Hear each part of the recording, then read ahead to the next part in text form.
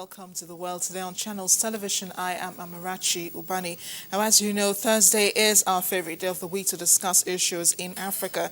Let's begin in South Africa, where the murder trial of South African athlete Oscar Pistorius is resumed again at the Pretoria High Court today, with the state prosecutor vigorously challenging the forensic tests carried out by an expert for the murder trial.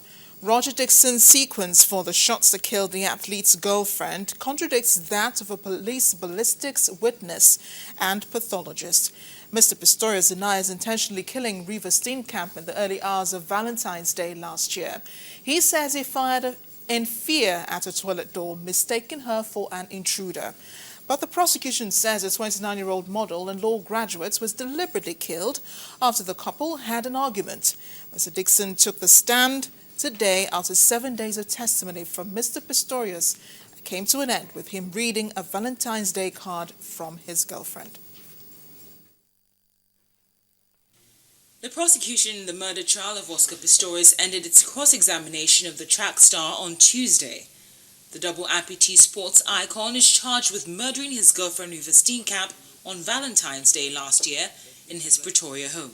Tuesday was the fifth day of sometimes tense questioning from prosecutor Gary Nell, called the Pitbull for his tough reputation and courtroom style. She was locked into the bathroom and you armed yourself with the sole purpose of shooting and killing her. Pistorius insists the shooting was accidental and that he thought Steenkamp was an intruder. But the prosecution says the couple had an argument just before and that the killing was intentional.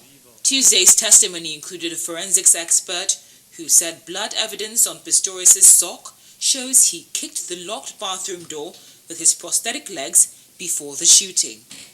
The right prosthesis, you can see, has a white sock on it. And that sock fiber is the material that's stuck in the varnish on the door, giving those white tufts. Pistorius broke down in tears several times during the 5 days of his cross-examination, and the prosecution accused him of using his emotions as a means of escape. On Tuesday, he held his tears as a prosecution witness showed how Pistorius may have tried to break down the bathroom door. Offender profiler Louis James says the athlete's performance in the witness box so far is worrying. We bring into play what he was actually saying. In many cases, he had a yes answer to the evidence, a no answer to the evidence, and then a don't know, and then I can't remember. So in a lot of cases, he had two scenarios for one piece of evidence, which is very concerning. The trial is likely to run into next month, and if found guilty of the murder charge, the once revered South African athlete faces life in prison. Well, I have joining me now in the studio a legal practitioner, Mr. Wahab Shitu. He joins us to take an overview of the Oscar Pistorius trial. Mr. Shitu, thank you so much for joining us on The World Today. It's my pleasure to be here. Let's just begin with your thoughts on the way the trial is going so far. Well, I think without prejudice to the fact that this is an ongoing trial process and we should be very careful the kind of comments we make in order not to prejudice the process. But notwithstanding that, I think one is generally impressed that the rule of law appears to be in progress. I'm very particular about the fact that notwithstanding the status of the accused person, the South African, authorities have not allowed that to stall the process. So the whole world is watching as the rule of law plays itself out in this case, which is quite salutary. And secondly, the identity of the accused person as an athlete of international standing has not been allowed to stall the process, unlike some other jurisdictions where attempts will have been made to pressurize the authorities against proceeding with the case.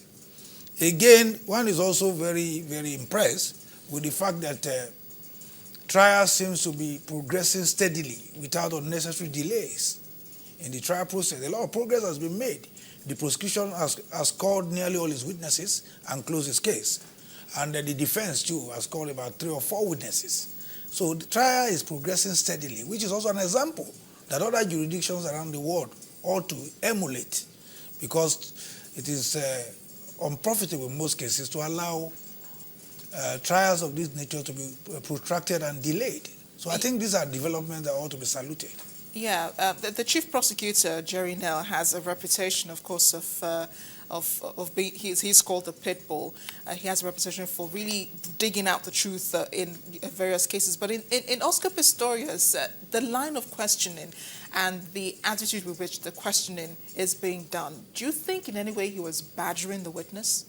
No, you see, the job of the prosecutor in a case of this nature is to strive out to ensure that the evidence of the accused person is discredited, in order to be able to raise issues of credibility in his evidence, to ensure, to give the impression that there are contradictions in the evidence given by the accused. So I think what the prosecutor is doing, and in achieving that objective, he employs a lot of devices, including, battering the accused person or trying to intimidate the accused person, with the object of discrediting the accused person. So I think what the prosecutor is doing is perfectly in line. But beyond that, I think the issues that will arise in this case is, do we have whether there was direct evidence? Clearly there was no direct evidence. Whether there was circumstantial evidence, that also would depend on the evaluation of the evidence. Again, whether the murder was premeditated and whether the killing was intentional. Because the charge here, all of this will have to be assessed in relation to the charge for which the accused person is standing trial.